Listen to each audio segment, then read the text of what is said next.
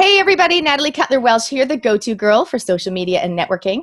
We are doing a video interview today for podcast number 84 with Jessica Rhodes. Now, Jessica and I met at Social Media Marketing World, and I'm super excited to have her on my interview. She's coming to us from Rhode Island, and her business is called Interview Connections. Hey, Jessica. Hey, Natalie. Thanks so much for having me on the show today. That's cool. I'm super excited to be talking about the topic, which today is going to be how to get booked on a podcast interview. Awesome topic. And then Jessica's going to share with us all of her gold and then what to do with that. How do you bring them back to your website and get them to join your community? That's what we're talking about today. So before we kick into that, Jessica, can you give everybody a bit of a lowdown on who you are and what you do? Yeah, definitely. Well, I'm a work-at-home mom. I actually started my business about just over 2.5 years ago when I was pregnant with my first. I'm pregnant now. I'm due in just a few weeks. What's just the under age 2 gap, months. by the way? What's the age gap? They'll be 2.5 years apart. So my son Nathan is about 2.5. And when I was pregnant with him, I was working a nonprofit community organizing job. And I really wanted to be a stay-at-home mom, but obviously I just couldn't figure out how to take that, whatever I was doing with my job, I couldn't really do it from home, and there wasn't enough money and just one income to be a stay-at-home mom fully. So my dad is actually an entrepreneur. He's a business coach. So he showed me how to start an online business. So I started out as being a virtual assistant, doing things. He was my first client. So I was starting to work with him and just do some client support work. And he had me start booking him for interviews on podcasts because he had been getting interviewed on podcasts and internet radio shows and teleseminars, and it was really good for his business. So he said, why don't you take that over? Just start pitching me as a guest. And I just started doing that. I had no idea who was big in podcasting and who was little. So I was just sending out pitches and getting him booked as an interview guest. And I started just hearing from a lot of podcasters and, entrepreneurs who wanted to get booked as well, that they didn't know anyone who could connect them with guests or connect them with show hosts. And so I kind of saw an opportunity as podcasting just started getting more popular with business owners and entrepreneurs. So my dad, being the business coach he is, helped me create interviewconnections.com. And I've since really just scaled the business. I have a whole team that works with me, virtual staff members who help connect our clients with guests and connect our clients with interview opportunities. And so it's been a really, really exciting ride over the past couple of years. And that's really my main business focus right now, is getting people booked on podcasts as a guest expert, and then also working with podcasters to find and book guests for their show. So I'm super excited to be talking about that today, because a lot of people are really just starting to see how great getting interviewed on a podcast is to share your story and connect with new people. So that's awesome. And I love the fact that you've got the team, because with baby on the way, it's like, that's not a problem. You can just keep. Oh yeah. Hopefully you're taking a break, right?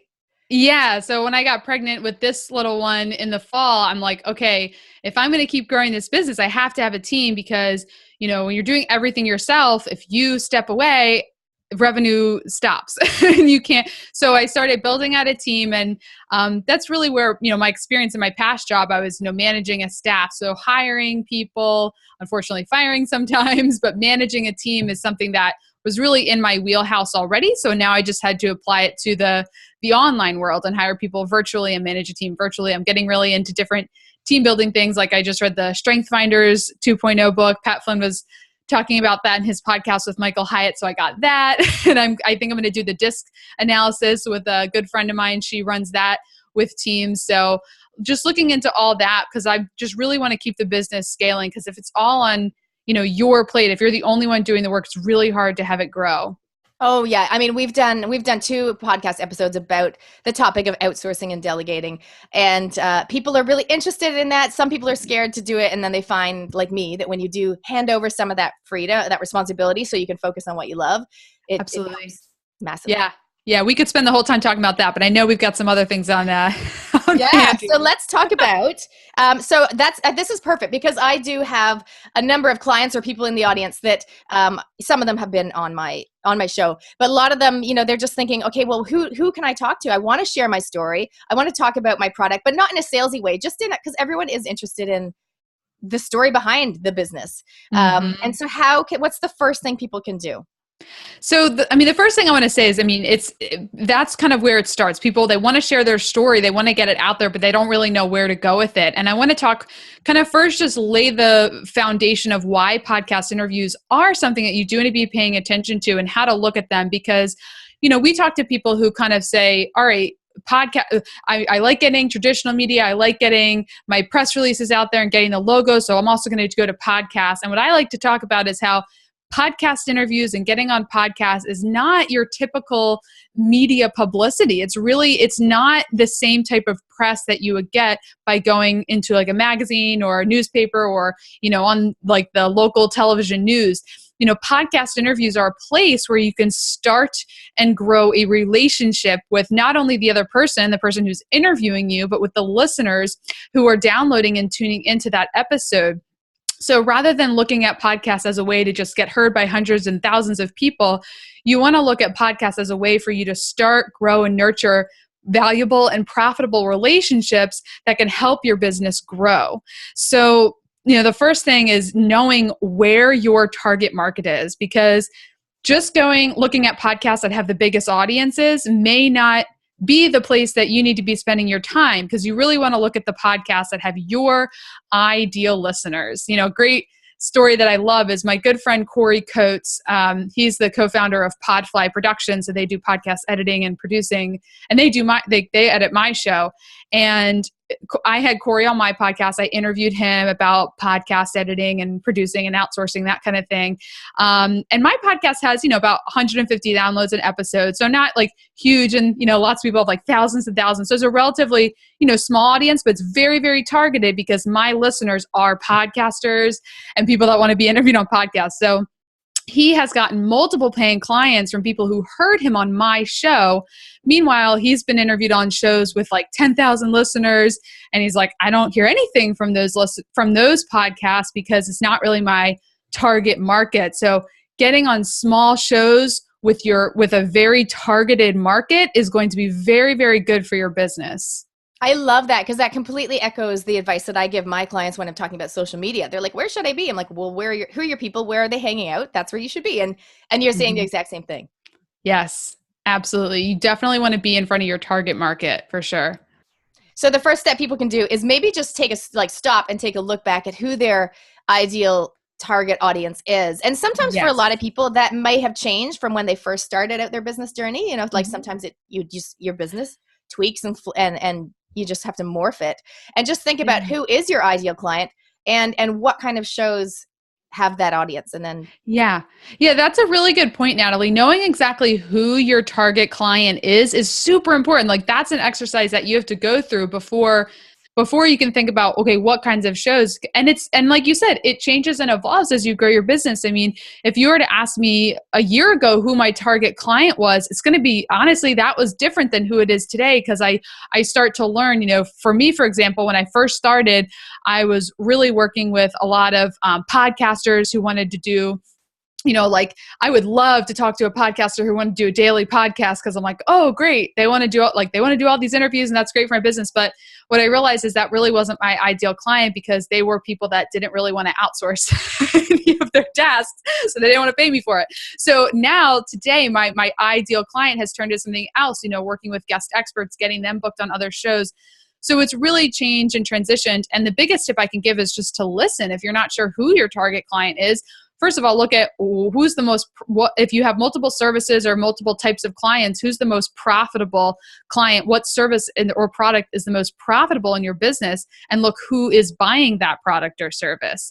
And look at who's staying with you the longest. Maybe you have a ton of people that buy one thing or invest in one service, but if they only stick around a month, and you've got maybe a smaller number of people who stick around for a really long time, figure out who those people are, who's the best people you want to work with. And then you can go to the podcasting field and say, okay, what shows are these people listening to? Who are they following? I'm talking with Jessica Kupferman and Elsie Escobar, who host She Podcast. I'm sure you're familiar, Natalie. We're both in that Facebook group. And Jessica just emailed me today actually about sponsoring, their podcast or their workshop at Podcast Movement. And for me, I'm like, okay, that's a great audience for me, because And it's not even about necessarily how many people are listening, but I know that the people listening to that show and the people that follow Jessica and Elsie hang on their every word. Those are people that I know will, if Elsie and Jessica recommend something, they're going to listen. So again, it's like going towards the podcast that is so niched and so specific to what you do and what you, and the market that you serve, and getting in front of that audience. I love how you highlighted as well, how it's not about the numbers. Like, don't just focus on the numbers. It's about the commitment, like the passion that the people feel about that particular, whether it be a podcast or a Facebook page or whatever it may be. Yeah. It's not just about the numbers. Yeah. It's so much about the relationship. And of course, I'd be remiss if we didn't talk a little bit about, the metrics and everything. Cause some people are like, yeah, relationships, but I want to grow my business. So I had a great conversation with my client, Tom, who's just been really doing well with podcast interviews. And he's got a couple of great tips on how to take listeners and bring them into your community. Should we get into that a little bit, Natalie? Yeah. Okay, cool. So, the first thing I want to say is when you get on a podcast, you want to have some type of, you want to know who you're talking to, so who the audience is, and be focusing on a topic that you know is going to be appealing to that listener. So something specific enough where they're going to want to get more information from you, the guest. So when I interviewed him on my show today, so it'll be live next week, but I was talking to him about specifically getting interviewed as a guest, actually similar to this type of conversation, but he's out there doing it a lot. And I was getting tips from him, and he actually said, if you are enjoying this content, I have a full infographic that goes through everything we're talking about if you're visual. And he gave a specific landing page on where they can download that infographic. And he doesn't even put it behind an opt-in wall. They could just go to that landing page and get it. So having something specific to talk about, and then more information that the listeners can get if they liked what you're talking about, is going to help drive not just a ton of people to your website, but drive the right people, the people that said, put their hand up and say, I want that information. I'm really interested in this. And then take them to your website. Because even if you're on a show and 200 people download the episode, you don't necessarily want 200 people going to your website. You want maybe the 5 or 10 people who hung on your every word and want more of it.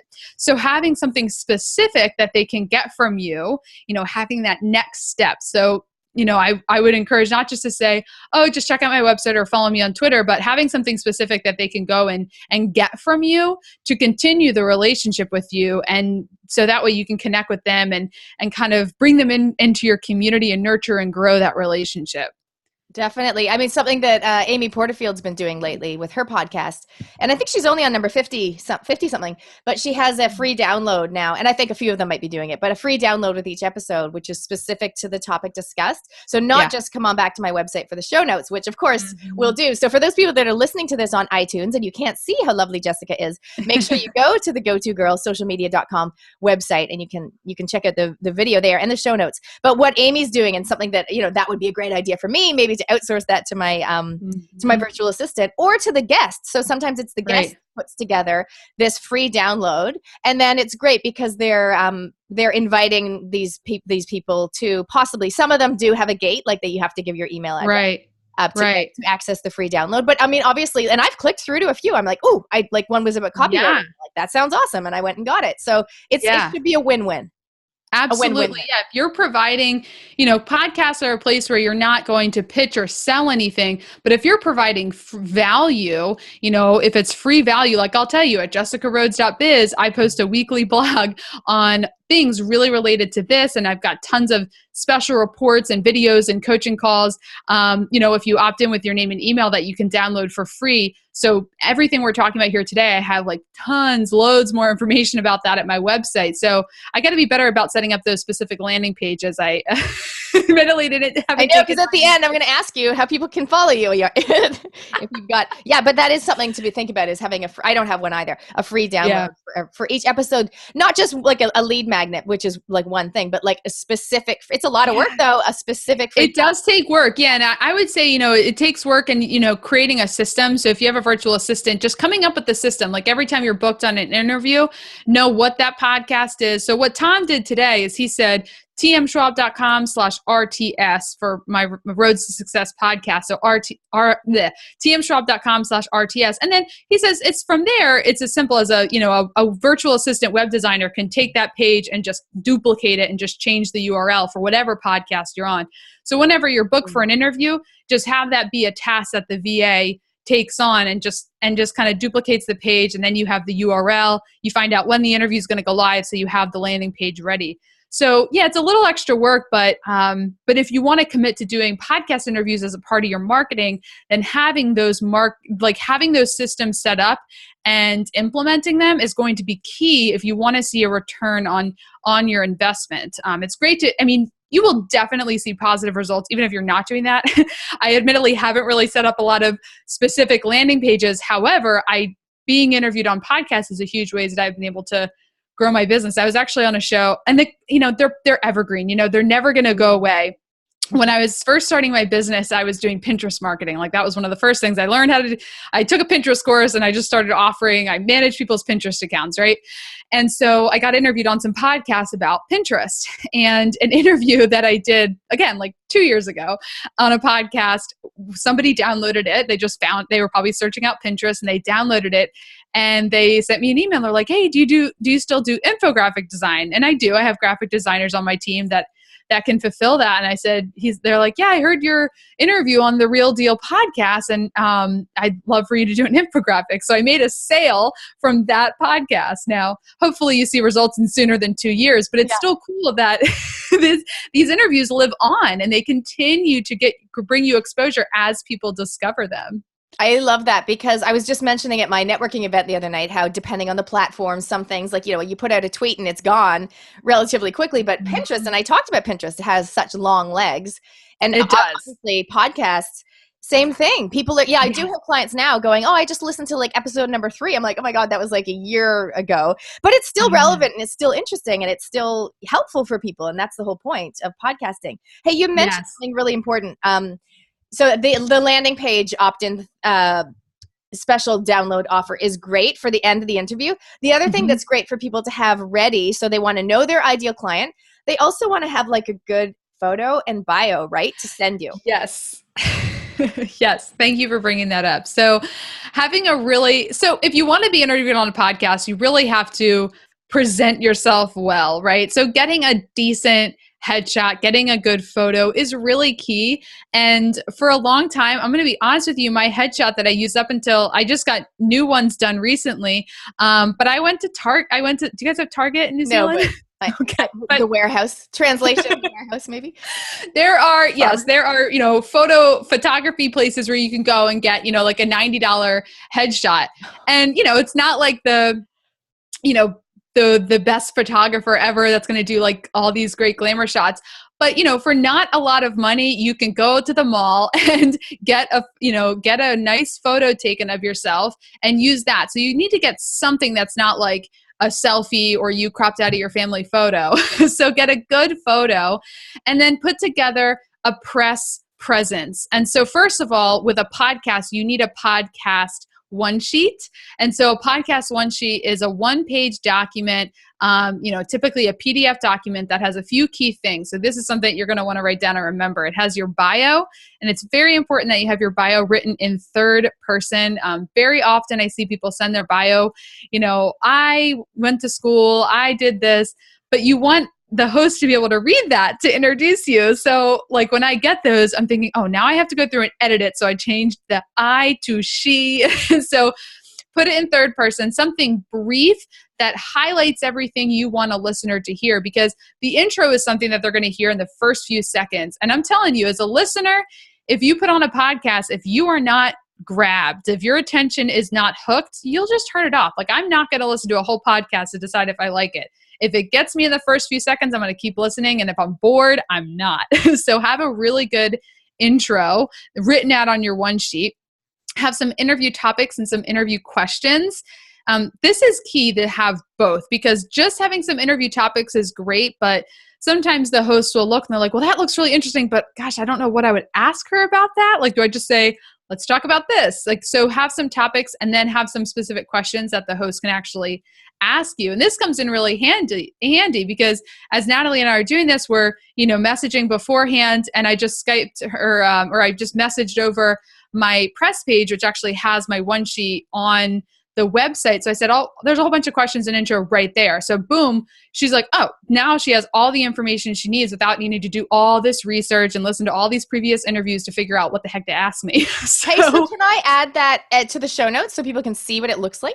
Yeah, definitely. And that could be a great free download for you, right? Is like a template that people fill out. It's like, insert your picture here. And yes, I actually have that. I just redid my my opt-in, and for a long time I did have a one sheet template. I'm going to go back and just see if I added that, because I just redid all of my websites and I have all new special reports. If I don't have the template, I'll add it back in there, but I have for a really long time. So so I'll make sure that it's up before this podcast goes live. I'll check on that as soon as we're finished recording, but there will be a template that you can just copy and paste. That sounds awesome. And so the people that are just watching the video, make sure you listen to the iTunes version, because I'll read out a bit of your one sheet at the start of that.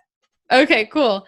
Yeah. And so, the bio, the topics, the questions, and then lastly, the contact information. So most interviews, I would say, are recorded via Skype. So I always encourage people to have their Skype name on there, email address, and then some extras that I really like, just your mailing address. So, PO box, phone number, just anything that host would possibly need from you. A lot of people like to send thank you cards in the mail. So don't make them ask you for your address. Just give them all of that information so they don't have to ask for anything. And then also sending in your headshot. Sometimes podcasters are busy. This is something they're doing in addition to their main business. Obviously, usually you're asking, the podcaster is probably going to say, hey, can you send me this, this, and this? But if you send it to them without them having to request it, they're going to be like, oh, awesome. She gave me everything I needed, and I didn't have to remember to ask for it, or I didn't have to request it and follow up and everything.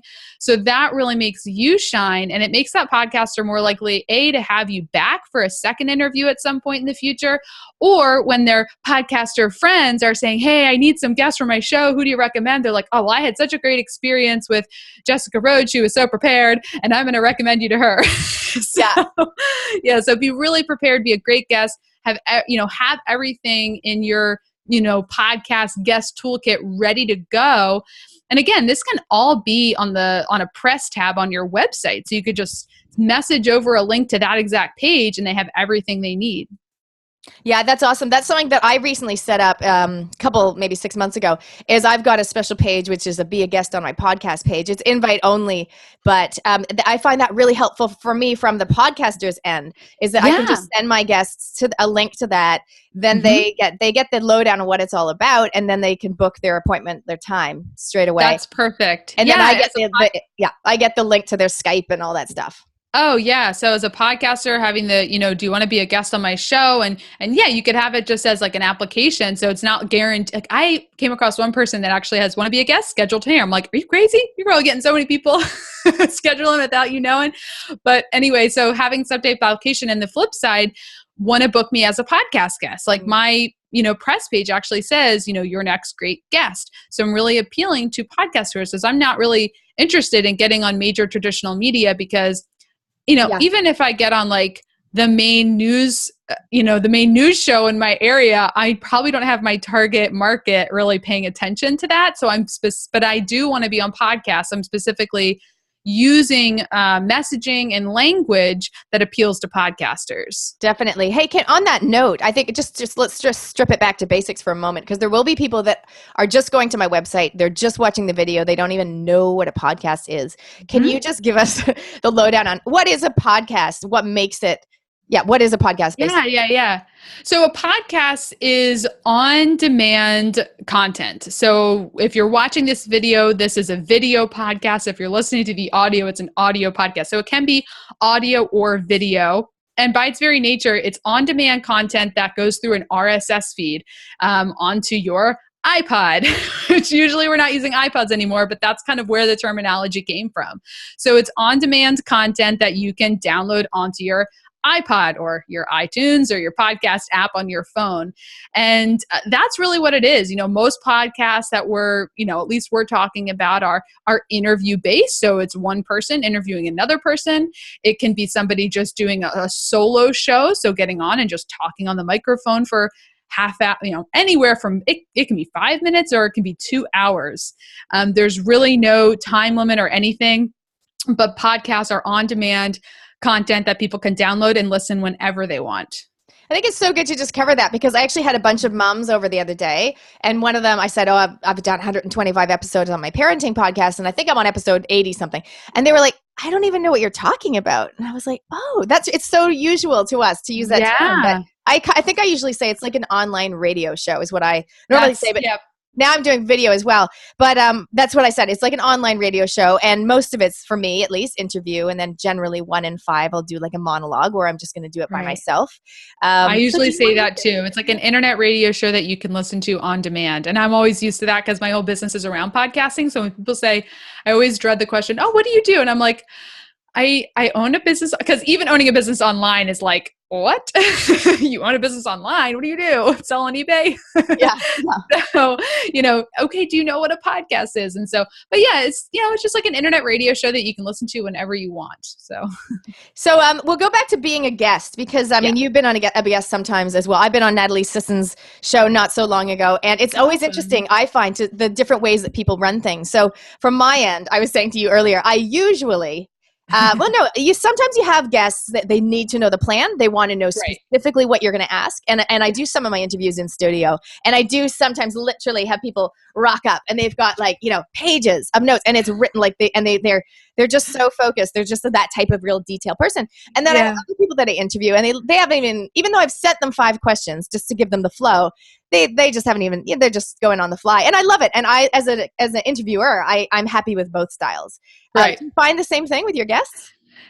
Yeah, people are different, right? So I usually find that the guests, and this is just my experience. I usually find that the guests who have a lot of interview experience, they're usually like on the fly. Yeah, I know the drill. We can talk about anything. You can ask me anything and I'll be able to come up with an answer. It's usually people that are newer to doing interviews that they need to know what's going to be asked, because they don't want to be caught off guard, because then they're going to be like, I didn't prepare a question or I didn't prepare my answer. So, I mean, it depends. It's different people have different styles. And even if you've been interviewed a lot, sometimes, even if you've been interviewed hundreds of times, sometimes you still really like to know what's going to be asked, because you want to make sure that you have your answers prepared.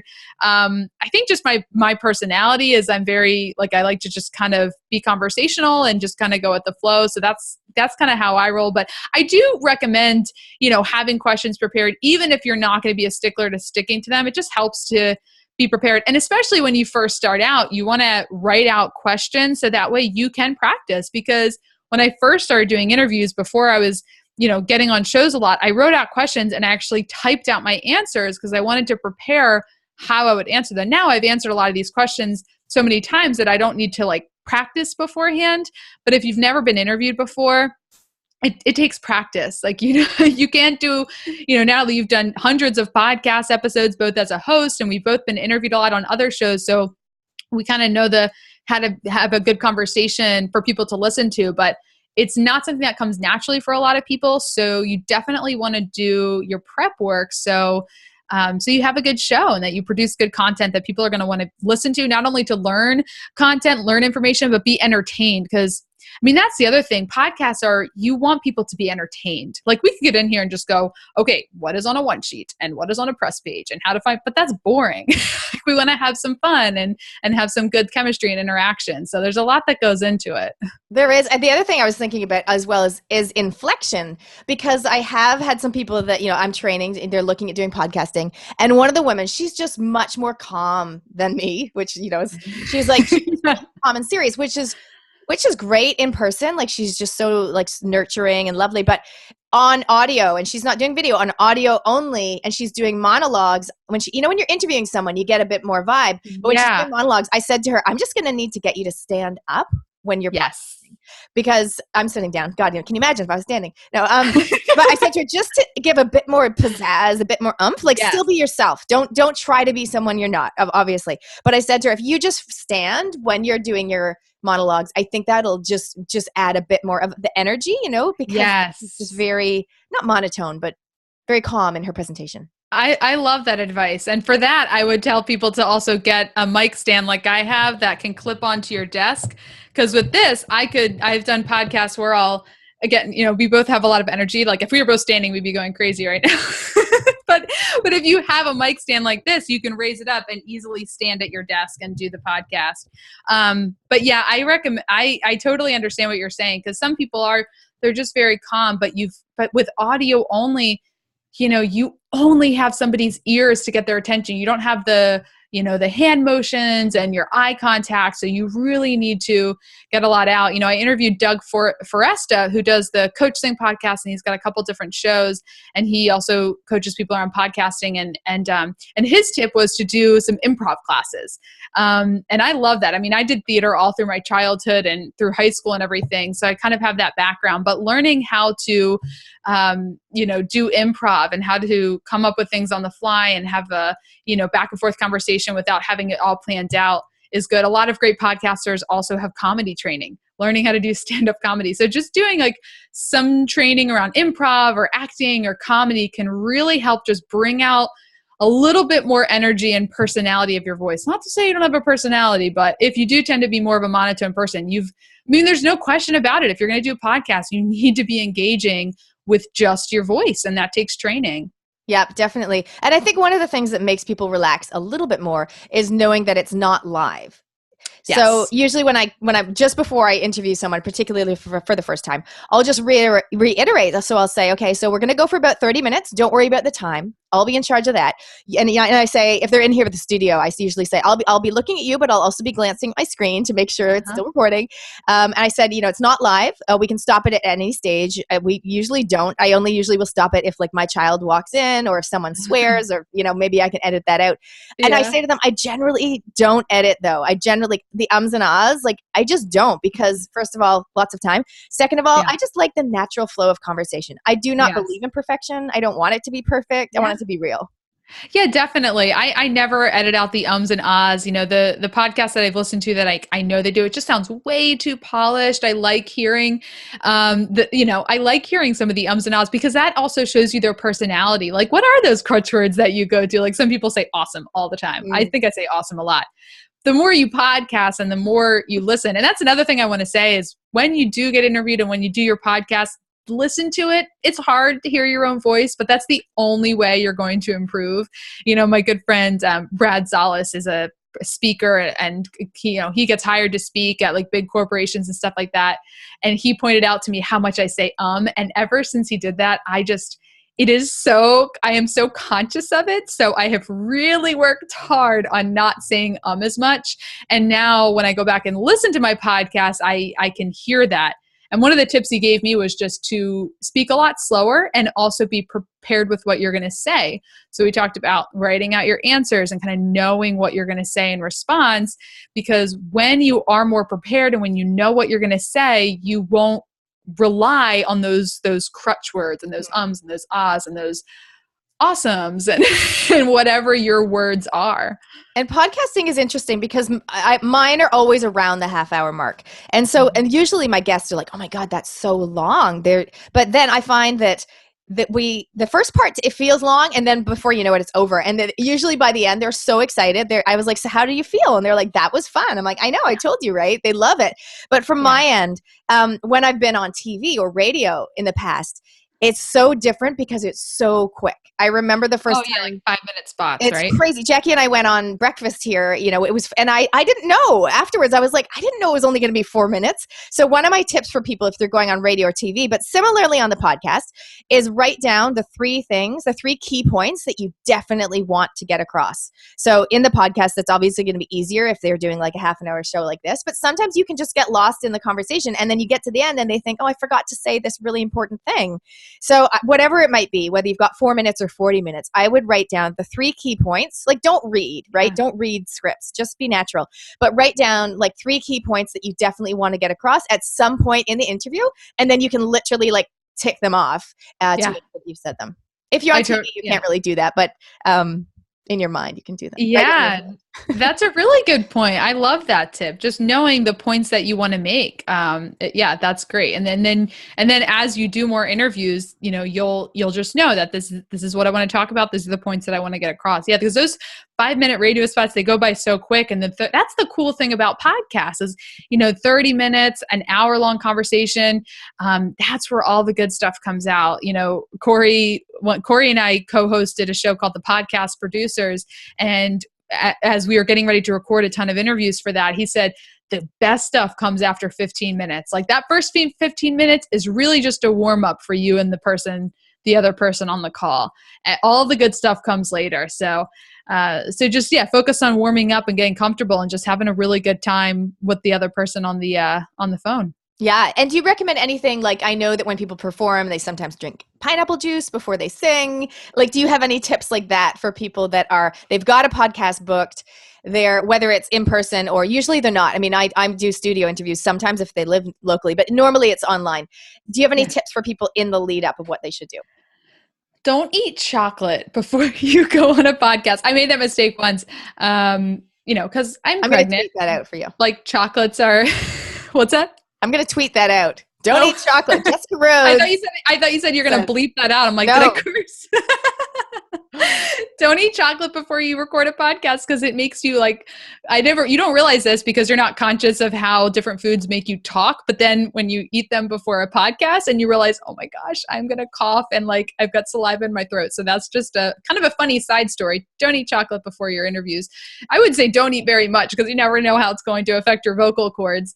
But yeah, just drink a lot of water. You know, if you're watching the video, you've seen me take sips of water throughout it. That really, I learned that from somebody that I interviewed on my podcast. We're in a mastermind together, Dr. Carrie. She's a functional medicine doctor. And one of her tips for fatigue is just, if you're feeling tired, just drink water.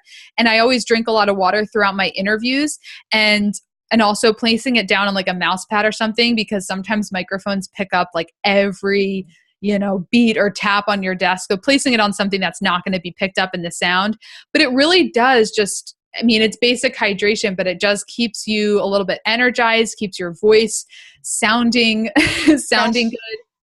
And then I do want to encourage, even if when you don't have your own podcast, sometimes you're not really thinking about the equipment and the sound quality. But if you do want to be getting interviewed on podcasts on a fairly regular basis, or you want to be open to them, I would encourage you get a microphone so that you do sound good on interviews. Because if you're that guest that has really crappy sound quality, people are not really going to want to interview you. I mean, you can get really inexpensive microphones on Amazon.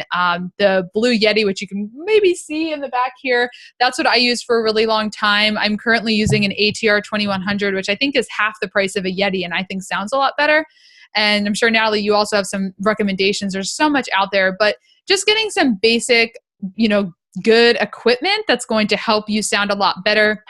And then just when you're on an interview, again, like these are all little rookie mistakes, but just want to tell you, set your Skype to, use earbuds, because it is so heartbreaking to listen to a podcast and realize somebody didn't have earbuds in and then it's echoing into the recording. That's always disappointing.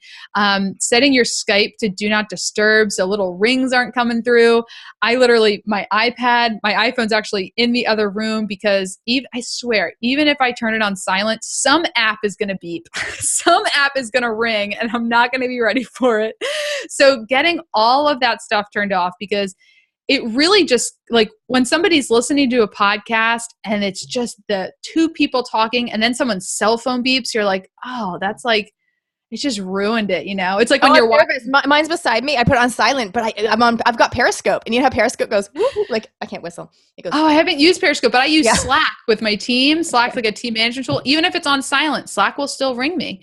Really wants to make sure I know when my team messages me, so I just turn the whole phone off so it doesn't ring. But yeah, when you hear that on a recording, it's like, when you're watching a play and all of a sudden an actor, breaks the fourth wall and you're like, oh, it just totally ruined it. So all those are little things that as podcasters, as podcast hosts, we really think about, but as a guest, you might not be thinking about. So keep in mind all that goes into producing a quality show, and show up ready to be, prime time and ready to have a really, really good podcast. Don't let any rings or anything come through your side of the recording, because it's kind of like, walking into someone's house for a dinner party and wearing muddy shoes. Like, you didn't think about how it would impact the environment. That's awesome. I think those are some amazing tips, like in terms of getting prepared ahead of time with the bio and the one sheet, and then physically getting prepared, like with your water. And if it's a video, like I've just come from like dropping my child off at school, so I'm all sporty in the bottom half, but I was trying to, I pull out my ponytail. But yeah, so just think about, I guess the thing is, find out whether it's audio or video ahead of time. Oh, Be prepared for that. Be prepared also for things to change, because sometimes, like the Skype doesn't work, or we're using zoom.us, sometimes something happens and maybe instead of video, it's suddenly going to be audio, or maybe the other way around, instead of audio, it's suddenly video. So be flexible. Yeah, no, I love that. And because you told me, it was like a few hours ago, like, it's going to be video. Is that okay? It's like, yeah, as long as I know ahead of time. If it's going to be video, always let a woman know. Men can usually just throw on a nice shirt, but I'm like, I need at least a half an hour to make sure my hair looks okay, and to put my makeup on, and to put some earrings on, and put a, relatively nice, like I'm wearing a dress. But yeah, just make sure you look good. And then also, if you're going to be on video, there's some great YouTube videos that I've seen. They're just how to look good on a webcam. So adjusting your light so you don't have a whole bunch of windows behind you, because then it's going to make you look all dark. I usually keep my screen, I have a window behind my computer here, so I keep the screen down so there's no type of, glare or anything. And then just kind of like clean up your background a little bit. Like sometimes, depending on how the camera is angled, you might see a trash can in the back. So I move that out of the way so you don't see all my junk. Try to keep a clean office all the time, but sometimes, when you're on video, just keep in mind, like, what does the background look like? Because people are snooping. They want to look behind you. Oh, what's on her bookshelf over there? Oh, I see a microphone. So just keep in mind the backdrop. And we talked about this before we started, but looking up at the camera. So for most of this interview, I haven't been looking at Natalie's face, but I've been looking up at the camera to make sure it doesn't look like I'm, looking off to the side like it, probably does right now. So all those little both. I can't do it. I know I'm supposed to look straight at the camera. I know it's hard. It's hard, but yeah, but I think a lot of times people, they might not be watching the entire video. Maybe they're clipping between a couple tabs, kind of checking in every now and then. Yeah, that's good. No, that's awesome. And then let's talk about, so the interview happens, all is well. And then afterwards, I'm thinking from a social media perspective, I know that some guests can make it really easy, and some people are really good at this. Like, they just have emails that flick out. They actually can give sample tweets and sample Facebook posts. So I try to do that with my people. But I think as a guest, definitely maximize the value, like put it out everywhere. I mean, what do you think? Oh, I definitely agree. 100%, you want to be sharing this content. So, I love the idea. Like, I try to, with all my clients, and I try to as much as possible with my show, as well as having, using clicktotweet.com to just write out a couple tweets so they can easily just click it, and then always tagging the guest so they can easily share it. But as a guest, for sure, sharing the interview on Facebook and Twitter and your social media platforms, include it in your email newsletter, just to share with your community, and then to also be saving those interviews as a resource. So I'm interviewed a lot on being a guest on podcasts. So whenever I see in Facebook conversations, like in Facebook groups, you often see, hey, I want to be interviewed on podcasts, but how the heck do I get booked as a guest? What I'll usually do, and I just did recently, is say, hey, I was interviewed on this topic. Check out the podcast. So, and it's not as self-promotional, because I'm not saying like, oh, go to my website, hire me. But I'm like, hey, Doug Foresta interviewed me on this. It just went live. You should listen to it. I give a lot of great tips on this. And they're like, oh my gosh, thank you so much. That's great. So whatever your area of expertise is, if you're interviewed on how to use Twitter to grow your business, and you see people talking about Twitter, you can say, hey, why don't you guys check out this interview I just did? So not only are you answering their question, because you could just retype information in a comment, or, tell them what it is, but this is just another way to produce content for your audience. It's just like writing a blog. creating your own podcast, creating your own videos, it's another thing that you're doing. Getting interviewed on podcasts creates content. Then you can be repurposing all this as well. So you can be, you can get the interview transcribed and put it on your website, make sure it's all linked back to the podcast host. So you never want to edit out the podcast host. You want to respect the fact that this is something they created and that you contributed to. But you want to get as much mileage out of this 30-minute interview as possible. And then on that press page we talked about on your website, be linking to all of these interviews. People do all different things depending on how your website's designed, but get the artwork for the podcast. If the host made a graphic with your photo on it, be promoting that on your website, link back to the interview on their site. You really want to promote the fact that you're getting spotlighted, but also linking to specific interviews that you do. That's awesome. I mean, sometimes what I'll do, I just said the awesome word. Sometimes what I'll do is I'll send a message to my guests and I'll write out like a sample, usually I say, feel free to tweak this. And I'll say, it was such a thrill, or it was so much fun being interviewed by go-to girl Natalie Cutler-Welsh, blah, blah, blah. And all about this XYZ. And so then so when they put it up on Facebook, it's not like, look at me, I'm in a podcast. Right. They're kind of like, it was so much fun. I was really thrilled. Right. It kind of just makes it less ego and more helpful with the way. Oh yeah, definitely. Yeah. Cause you want to show your gratitude to that host for having you on their show. That's right. And just continue. I mean, I've got guests that were on my show that it's in their schedule of their tweets. So like every couple of weeks, Bree Noble, I get a notification in Twitter that she tweeted about her episode with me, which is awesome. I'm like, oh, that's so cool. She's still promoting her episode on my podcast. So if you're scheduling out tweets or scheduling out Facebook posts, just add this to your cycle of content. Cause I was just listening to, I think Natalie Cutler-Welsh. She does the Biz Chicks podcast. Yeah. And she interviewed Rachel Miller, who does the kids activities blog. And they were talking all about Facebook and how Facebook doesn't really like when you're sending traffic to just one website, which is, I totally need to implement all the tips I just heard in that podcast. But so they'll, put in a lot of different, so you'll link to a lot of different sites. So be posting your interviews to other podcasts. So you're not just driving traffic just back to your site, but you're promoting all these other places too. So for That's all those reasons, one little Facebook tip. For all those reasons, it's so valuable, obviously, to get interviewed on a podcast if you feel so inclined. What about people that are interested in doing it, but they're like completely freaked out by it? Like they call themselves introverted, or they're just really freaked out about it. What advice do you have for people like that? I would say if it's something that you want to do but it scares you, then it's something that then you should do it, because it is really scary. I mean, it's definitely nerve-wracking, and to get on a Skype call, especially with someone that maybe you've never talked to before but you connected with on email, and then they're going to interview you, like, it's really scary. You're going to be sweating bullets. And but I mean, I just like to remember that entrepreneurial lesson, the personal development lesson, that you grow when you get out of your comfort zone. And that, if you're needing to pitch yourself because you don't have people requesting you as a guest, again, if you want to grow your business, if you want to connect with more people and build more relationships, you have to hustle and you have to get out of your comfort zone and get yourself out there. Because maybe it's scary. You're like, oh, well, it's easier if I don't really want to do that because I'm nervous, or I don't really want to do that because I don't like meeting new people. Well, you have to be comfortable staying small then. You have to be okay with keeping your business where it is. But if you want to grow and you really want to get heard by more people and build up that celebrity status and all that, you've got to be okay with being a little uncomfortable. Because then once you do it a lot, you're like, I'm not nervous at all. You're a pro. But it does, to start out, you will be nervous at first. But again, that's where the growth happens.